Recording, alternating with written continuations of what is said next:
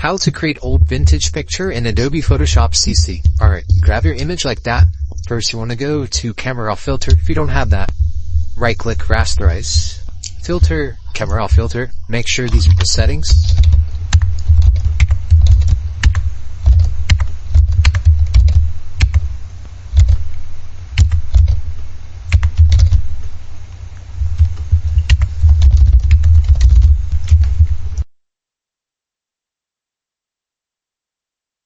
Basically make your look black and white. Go to image, adjustments, and you can even desaturate. Next we'll drag a vintage paper. Like that, be decent. Go over here. You can overlay it the way that it looks. I like linear burn, but we gotta change the maybe 50. I like that. Another vintage paper. Like that. I like this soft light.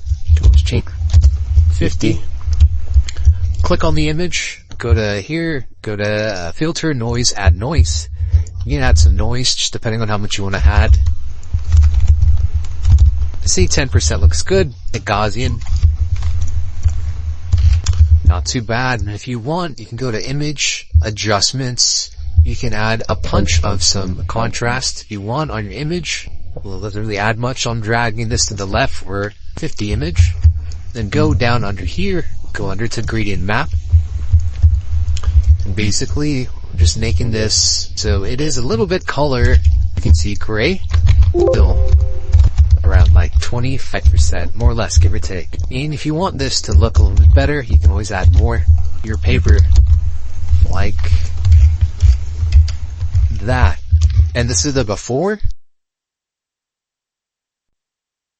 and this is the after.